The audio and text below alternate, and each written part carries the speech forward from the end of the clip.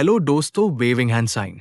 आज हम बात करने वाले हैं एक साइलेंट लेकिन पावरफुल वेल्थ शिफ्ट के बारे में, रुपी के स्लाइड और इन्फ्लेशन के फॉल के कॉम्बिनेशन के बारे में। 2025 में इंडिया एक इंटरेस्टिंग मैक्रो क्रॉसरोड पे है। रुपी ने अब 89.5 रुपीस पर डॉलर टच कर लिया है। ये आरबीआई के मल्टीपल इंटरवेंशंस के बावजूद हुआ है। एक तरफ करेंसी प्रेशर है और दूसरी तरफ इन्फ्लेशन लोएस्ट लेवल पे सिर्फ 2.1%। तो एक सेंस ऑफ स्टेबिलिटी भी है और वल्नरेबिलिटी भी।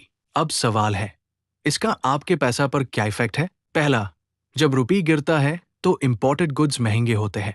ऑयल, इलेक्ट्रॉनिक्स, ट्रैवल सबका कॉस्ट इंक्रीज होता है। दूसरा, जैब इन्फ्लेशन कम होती है तो डोमेस्टिक लोन्स या बोरोइंग चीप होने लगती है। ये एक पॉजिटिव साइड है। इस वक्त इंडिया में कंजम्पशन जीडीपी का 61% है, मतलब लोग खर्च कर रहे हैं और इकोनॉमी चल रही है। लेकिन अगर रुपी और वीकन हुआ तो इंपोर्टेड इन्फ्लेशन वापस आ सकती है।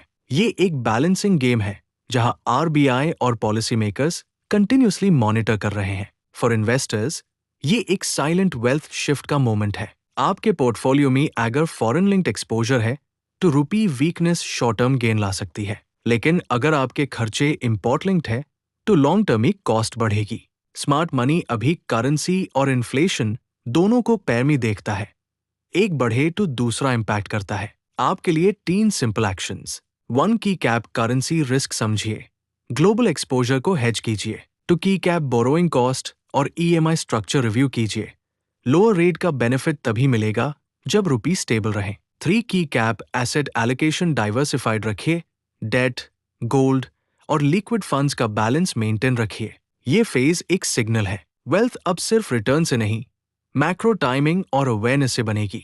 सोच समझकर मूव कीजिए, डेटा फॉलो कीजिए और हमेशा एक स्टेप अहेड रहिए। अगर आपको ये मैक्रो इनसाइट पसंद आया हो तो लाइक, सब्सक्राइब और बेल आइकन दबाइए ताकि हर रोज आपको माल मार्केट और इकोनॉमी के रियल सिग्नल्स बिना स्टॉक टिप्स के